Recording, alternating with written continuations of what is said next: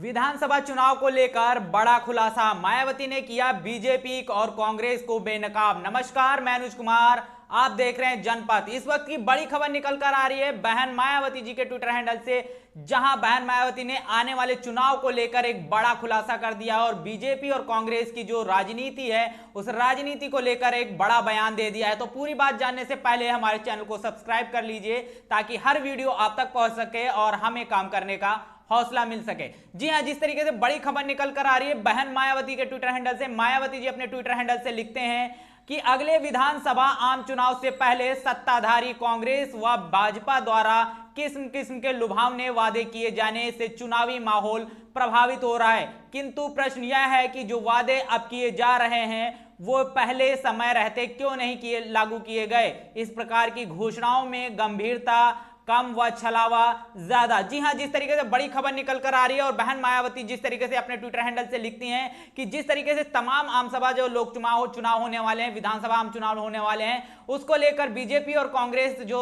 सत्ताधारी पार्टियां हैं जहां वो तमाम तरीके के लुभावने वादे जनता से कर रही हैं और जिस तरीके से पहले ये तमाम पार्टियां जो लुभावने वादे करके सत्ता में आई थी और सत्ता में आने के बाद उन लुभावने वादों को जुमला करार दिया था और आज वही जो तमाम जो पार्टियां हैं वही लुभावने वादे देकर तमाम जो भारत देश की आवाम को बरगलाने का काम करती हुई नजर आ रही हैं। और उन्होंने साफ तौर पर आरोप लगाया है कि ये पार्टियां इस तरीके के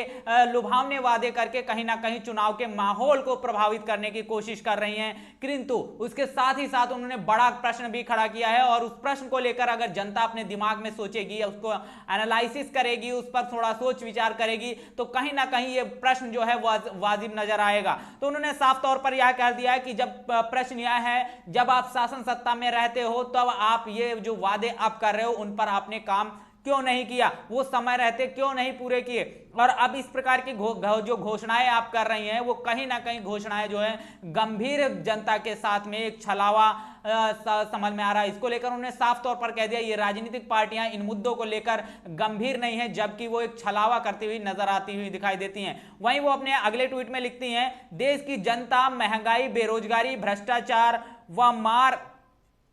मार्ग से त्रस्त है, किंतु कांग्रेस व भाजपा दोनों जातीय गणना, ओबीसी व महिला आरक्षण को चुनाव में भुनाने को में लगी हैं ताकि अपनी विफलताओं पर पर्दा डाल सकें, लेकिन जनता इसे छलावा मानकर अब और इनके बहकावे में आने वाली नहीं है। जी हां, जिस तरीके से अगर राजनीतिक माहौल देखा जाए तो तमाम तरीके से जिस तरीके से महिला आरक्षण बिल का मामला निकल कर आता है और उस पर जिस तरीके से बीजेपी का इस वक्त महिला आरक्षण बिल लेकर आना और उस पर कांग्रेस का इस तरीके से स्टैंड लेना कि ओबीसी महिला के लिए अलग से प्रावधान होना चाहिए। हालांकि बीजेपी और कांग्रेस दोनों की मिलीभगत से वो बिल पास हो गया है, लेकिन उसमें महिला आरक्षण बिल में जो महिलाओं के आरक्षण, जो ओबीसी महिलाओं के आरक्षण को लेकर बात कही जा रही थी, उसको लेकर कोई प्रावधान नहीं किया गया और कांग्रेस ने उसका समर्थन भी कर दिया है। तो जिस तरीके से बात निकल कर आ रही है और बहन मायावती साफ तौर पर कहती हुई नजर आ रही है कि इस तरीके का जो जुमले किए जा रहे हैं और कहीं ना कहीं अगर भाजपा की बात किया जाए, कांग्रेस को बात किया जाए तो कहीं ना कहीं जातीय जनगणना के बात को लेकर या महिला आरक्षण को बात को लेकर अगर बात की जाए तो कहीं ना कहीं ये राजनीतिक पार्टियां जो हैं वो जनता के जो आम मुद्दे हैं, शिक्षा, स्वास्थ्य, बेरोजगारी, भ्रष्टाचार, मार से इनसे त्रस्त जो जनता है उसके असल मुद्दों से भटकाकर इनको कहीं ना कहीं अपनी विफलताओं पर पर्दा डालने के लिए जातिगत जनगणना और महिला आरक्षण बिल का जो सहारा लेती हुई नजर आती हुई दिखाई देती हैं। वहीं जिस तरीके से ये ट्वीट आपके सामने निकल कर आया और उसमें आगे बहन मायावती लिखती हैं, साथ ही जिसकी जितनी आबादी उसकी उतनी हिस्सेदारी कांग्रेस का नया शिगुफा है। क्या आजादी के बाद कांग्रेस ने कभी भी अपनी पार्टी व सरकार में इस पर अमल करके दिखाया, नहीं तो फिर इन पर विश्वास कैसे, जबकि बीएसपी ने पार्टी व अपनी सरकार में इस सामाजिक न्याय को लागू करके दिखाया। जी हां, बड़ी बात उन्होंने बोल दी है और साफ तौर पर जिस तरीके से मान्यवर कांसीराम साहब की जो विचारधारा थी और उसी विचारधारा को लेकर मान्यवर कांसीराम साहब ने जिस तरीके से वीपी सिंह के खिलाफ और मंडल आयोग लागू करने के लिए तमाम जो गिरफ्तारियां दी और जिसकी जितनी संख्या बारी उसकी उतनी हिस्सेदारी, ये मान्यवर कांसीराम साहब का और बीएसपी का नारा था और उसको लेकर लगातार जो मंडल कमीशन लागू हुआ उसके लिए मान्यवर कांसीराम और तमाम सामाजिक कार्यकर्ताओं ने गिरफ्तारियां दी, जिसके बाद में ये मंडल कमीशन लागू होता है और जिसकी जितनी आबादी उसकी उतनी हिस्सेदारी की बात निकल कर आई। और मान्यवर कांसीराम साहब से लेकर बहन मायावती जी से लेकर तमाम जो लोग थे वो उस टाइम इस बात को लेकर करते थे, लेकिन उस टाइम पर जब देश देश के अंदर कांग्रेस की सरकारें होती थी, तो कांग्रेस उस टाइम से लेकर अभी तक जो कांग्रेस की सरकार रही, लगभग 70 साल की जो सरकारें रहे, उसमें कांग्रेस ने कितनी बार इस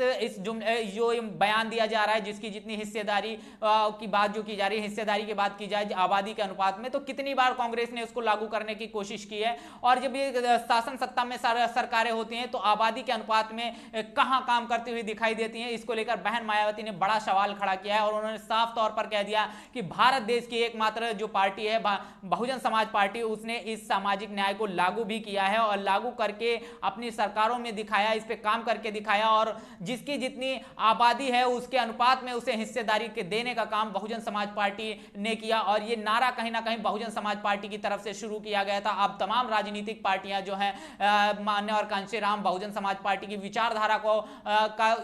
चुनावी माहौल में इस्तेमाल करती हुई दिखाई देती हैं, लेकिन जहां इनकी सरकारें हैं, जिन प्रदेशों में इनकी सरकारें हैं, वहां पर क्या ये जो जिस नारे की ये बात कर रहे हैं, जिसकी जितनी आबादी, जिसकी उसकी उतनी हिस्सेदारी की बात करते हुए नजर आए, तो क्या वो सच में उन प्रदेशों में लागू है? और अगर नहीं लागू है तो क्या वो त्वरित अभी लागू करके दिखाएंगे और एग्जाम्पल आप लोगों के सामने उदाहरण प्रस्तुत करेंगे कि आने वाले चुनाव में हम इस तरीके से आबादी के अनुपात में हिस्सेदारी देंगे और तमाम जो चीजें निकलकर सामने आई, इसको लेकर बड़ा सवाल खड़ा होता है। लेकिन साफ तौर पर यह जाहिर है और ये जग जाहिर है कि ये तमाम जो जुमले निकल कर आ रहे हैं, तमाम जो बातें की जा रही हैं, कहीं ना कहीं आने वाले आम सभा, लोकसभा चुनाव, विधानसभा चुनाव को लेकर कही जा रही है, आम सभा लोकसभा चुनाव को लेकर कही जा रही है। जिस तरीके से तमाम जातिगत जनगणना, तमाम महिला आरक्षण बिल की, तमाम जो आबादी के अनुपात में हिस्सेदारी की बात की जा रही है, तमाम ये राजनीतिक सुगुफे हैं। और कहीं ना कहीं ये जब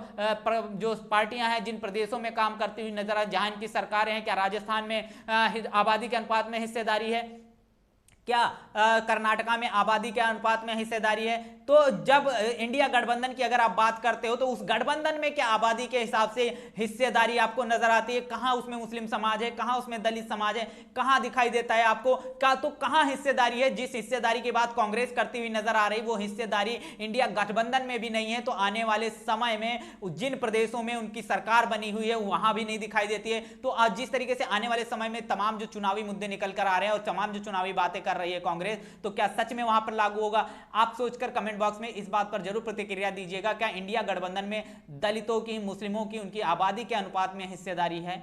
या अगर हम तमाम बातें करते हैं महिला आरक्षण बिल की, अगर बीजेपी की बात किया जाए तो क्या बीजेपी ने सच में जो आबादी है, जो भारत देश की तमाम आवाम है, उस महिला को आरक्षण देने की कवायद शुरू की? तो क्या उस आरक्षण बिल में जिसमें ओबीसी महिला आरक्षण बिल की अलग से प्रावधान की बात की जा रही थी, क्या कांग्रेस ने उसको समर्थन नहीं दिया? तो इन सारे मुद्दे पर अपनी प्रतिक्रिया जरूर दीजिएगा। बने रहिएगा जनपद के साथ। तब तक के लिए जय भीम, जय भारत।